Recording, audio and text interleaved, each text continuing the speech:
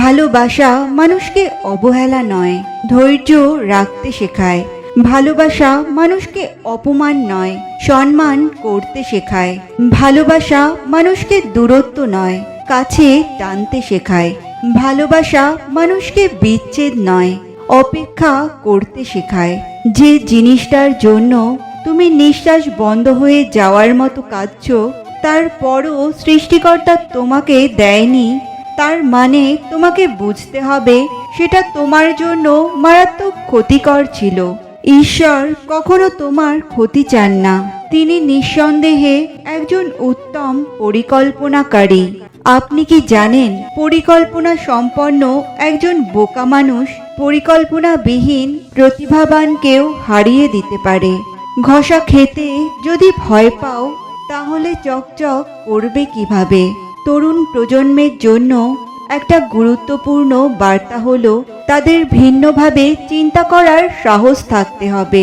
মনের ভেতরে আবিষ্কারের তাড়না থাকতে হবে। নিজের সমস্যা নিজে মেটাবার মানসিকতা থাকতে হবে।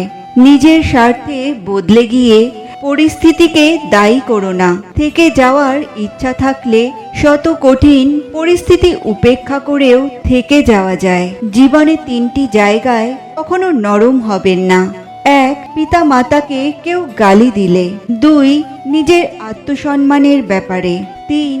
অন্যায়কারীর বিরুদ্ধে সত্যি কথা বলতে।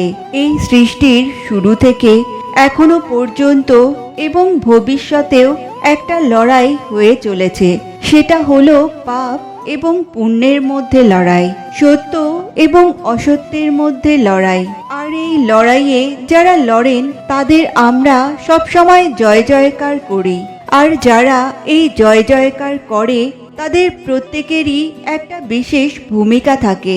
যখনই কোনো যোদ্ধা ক্লান্ত হয়ে পড়েন, তখন এরা পাশ থেকে তাদের উৎসাহ দেয়। আর তখন সেই যোদ্ধা আবার নতুন উদ্যমে তার লড়াই চালিয়ে নিয়ে যায়।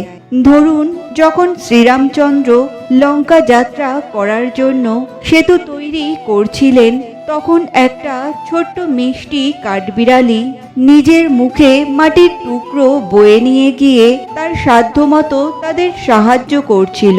শ্রীরাম দেখেন এবং বলেন, ও তো সবার মনোবল বৃদ্ধি করছে, সবাইকে অনুপ্রাণিত করছে, এটা বলে যে সে যদি এত ছোট হয়েও এই কাজ করতে পারে, তবে আপনারা সবাই কেন পারবেন না?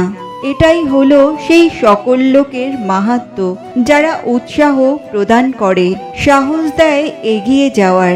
ওনারা সেই ব্যক্তি যারা একজন যোদ্ধার মনে জেতার শক্তি, উৎসাহ প্রদান করেন। একজন মানুষের অধঃপতন কখন শুরু হয় জানেন? একজন মানুষের অধঃপতন শুরু হয় এই 3টি পরিস্থিতিতে। যখন সে অন্যকে নিয়ে হিংসা করা শুরু করে, যখন সে তার নিজের দুর্বলতার উপর ফোকাস না করে অন্যকে জ্ঞান বিতরণ করে বেড়ায়, যখন সে মানুষের মনোযোগ পাওয়ার জন্য যা খুশি তাই করতে পারে, নিজের মনকে ততটাই পাথর করতে চায়, যতটা পাথর হলে মনের দুর্বলতা সৃষ্টিকর্তা ছাড়া আর কারো কাছে প্রকাশ পাবে না। কেউ অজুহাত দেখিয়ে যদি তোমায় ভুলে থাকতে পারে, তাহলে তুমি বাস্তবতা মেনে নিয়ে কেন ভালো থাকতে পারবে না? আপনি প্রোঅ্যাক্টিভ হন। প্রোঅ্যাক্টিভ মানুষের প্রতি অন্যরা আকৃষ্ট হয়। রিঅ্যাক্টিভ ব্যক্তি সবসময়ই মানুষের বৃতৃষ্ণার কারণ হয়। কোনো পুরুষের বোবা কান্নাগুলো এরকমই হয়, না বোঝে ঘরের মানুষ, না বোঝে মনের মানুষ। যে ছেলেটা তোমাকে পাবার জন্য অল্প বয়স থেকেই চাকরির জন্য কঠোর পরিশ্রম করে, সে কখনো তোমার প্রাক্তন হবার যোগ্যতা রাখে না। এই পৃথিবীর সবচেয়ে ক্ষুদ্রতম শব্দের দীর্ঘতম অনুভূতির নাম হচ্ছে মা। খারাপ কথা বলা লোকগুলো কখনো ধোঁকা দেয় না। ধোঁকা তো দেয় তারা যারা সামনে মিষ্টি মিষ্টি কথা বলে। একটা কঠিন টাইপের মানুষ হতে শিখুন। মনের মধ্যে জেদ তৈরি করুন। এইভাবে নিজেকে কষ্ট দেবেন না।